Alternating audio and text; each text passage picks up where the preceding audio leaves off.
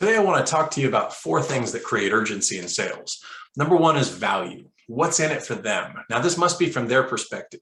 Third-party stories can help you in telling them from the customer's perspective, but it's not from the salesperson's perspective. It's not why I think it's a value. That doesn't matter. That is basically going to bounce off like Teflon because that's, of course, what you're going to say. You're a salesperson. You're motivated by selling something and making money. This is your job.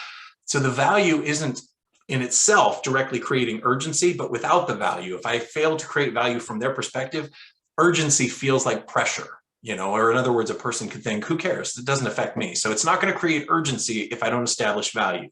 It doesn't directly create urgency, but that value is a necessary component so that anything I do to create urgency can feel like urgency and have its desired effect instead of just feeling like pressure. Nobody likes the pressure feeling. Second thing to create urgency is being on high ground.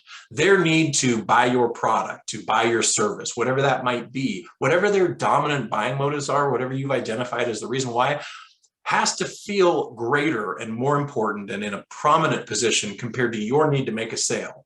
You can't sound like it's desperate. And unfortunately, a lot of people trying to sell something, they speak from their own point of view. So when they're talking to somebody, it just comes off as desperate, like why they need to do it sounds like why you need me to do it, not why I need to do it, but why it's important to you that I buy from you. So if it sounds desperate, it has the opposite effect. You got to be on high ground. You have to be in a mindset where you truly feel like it's more important to them to make this buying decision than it is to you to get the sale.